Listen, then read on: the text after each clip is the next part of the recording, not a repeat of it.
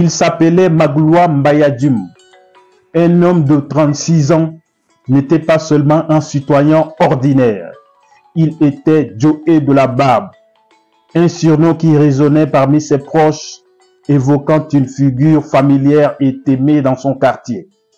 Pourtant, le 20 octobre 2022, sa vie a été brutalement et lâchement arrachée, victime de la répression sanglante orchestrée par le régime de Mahamat Kaka.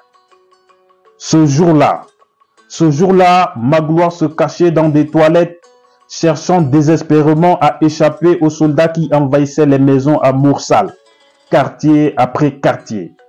La porte derrière laquelle il se réfugiait a été défoncée, les détonations perçant le silence.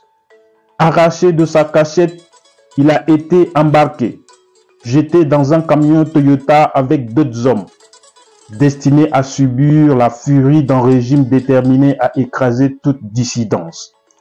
Magloire a été conduit au CSP 7 à Chagua, où il a été accueilli par une brutalité inhumaine. Les coups pleuvaient sans relâche, avec des bâtons, des cordes, écrasant tout espoir de justice sous le poids de la violence. Chaque cri, chaque hurlement de douleur dans la cour du commissariat témoignait de la cruauté des soldats. Transféré de centre en centre, il a fini par être envoyé à Korotoro, un lieu synonyme de terreur et de désespoir. À Korotoro, la situation de Magloire s'est détériorée, mais très rapidement. La violence physique subie n'était rien en comparaison de la torture mentale qui l'a accompagnée. Lorsqu'un ancien détenu l'a retrouvé, Magloire avait perdu toute raison, hurlant des propos incohérents, provoquant la fureur des soldats qui, armés de barres de fer, l'ont battu avec une cruauté impitoyable.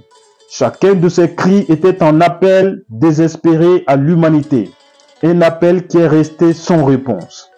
Les jours qui ont suivi n'ont apporté aucun répit.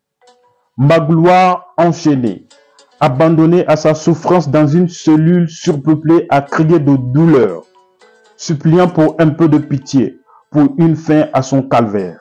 Ses compagnons de cellule eux-mêmes, épuisés et affamés, n'avaient rien d'autre à offrir que des grains secs, tandis que la douleur continuait de ravager son corps.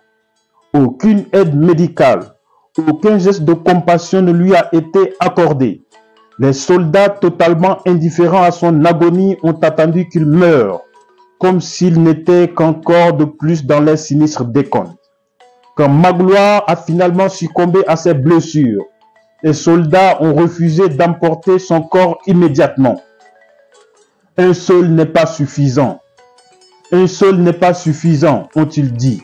Ces mots crieux et déshumanisants ont scellé le sort de Magloire, le condamnant à une fin indigne, son corps traîné et jeté dans le sable de Korotoro, sans cérémonie, sans dignité. Pour sa famille, l'absence de son corps est une plaie béante, un deuil impossible à achever. Il avait un avenir devant lui, disent-ils, les voix brisées par la douleur. Il réclame le droit de le ramener chez lui, de l'enterrer avec respect pour que son âme puisse enfin reposer en paix. Mais sous le régime de Mahamat Kaka, même cette simple demande est un crime, car la vie de Magloire, comme celle de tant d'autres, ne compte pas aux yeux d'un pouvoir qui ne connaît que la force et la répression. La seule question qui nous a toujours taraudé l'esprit est celle-ci. Mahamat Kaka et ses militaires n'ont-ils pas d'humain que leur apparence physique?